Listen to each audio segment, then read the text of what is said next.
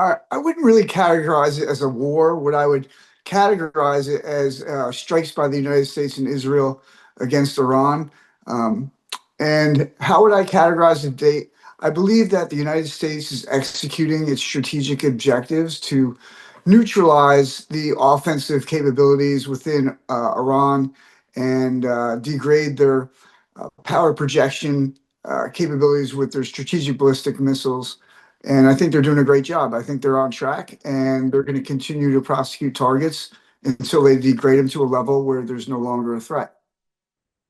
I believe the negotiations have failed to deliver any meaningful results, and there will not be any further negotiations until the military objectives have been achieved. I really can't answer that question.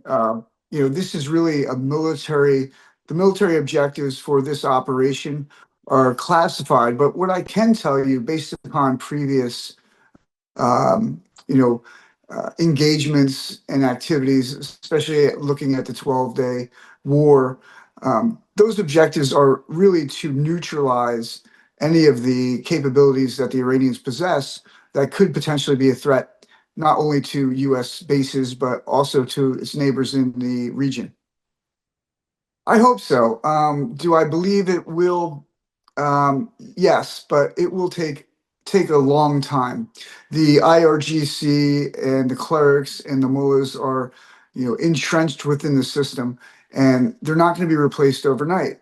And there isn't a coalesce of different ethnic groups to create an interim government that would be able to run the country. So they're going to have to rely upon some of the existing infrastructure and individuals to do that, which will hopefully be a transition to I wouldn't say a democratic society, but a new government that can lead Iran.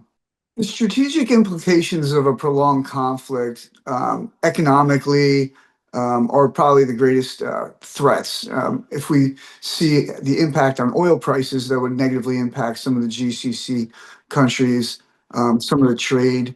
That would be the greatest impact. And then, with regard to the military drawing other countries into the conflict, I believe that the negotiations or discussions that the US government is having would prevent that from occurring.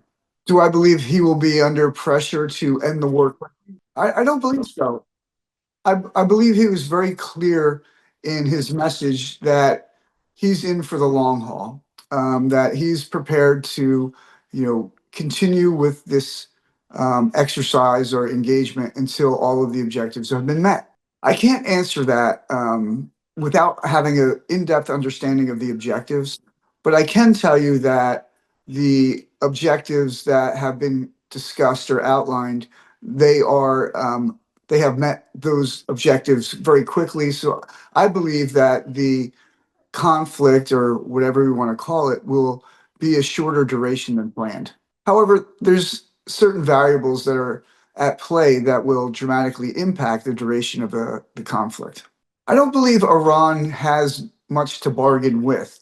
And I believe the overall objective is regime change and to have a new government to lead the people of Iran. There's no winners in any conflict.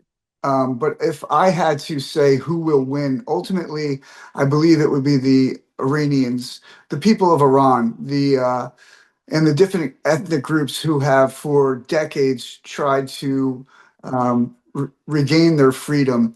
And I believe ultimately that they will be the winners in this conflict. I do not see any military involvement outside of the strikes by aircraft and Tomahawk missiles and other munitions.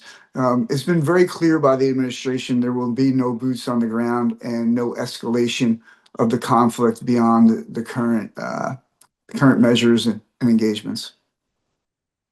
Yes, from what I've seen, that will be the strategy that's been executed, and it will continue to be the same strategy until the objectives have been met. So, to understand your question, do I believe that there is sufficient information to critique or to measure the performance of the war? Yes.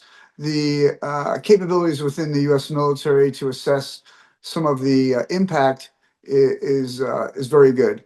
And having politicians involved in providing opinions on military exercises has never been a good thing, and I believe that they shouldn't really interject or provide opinions on military operations.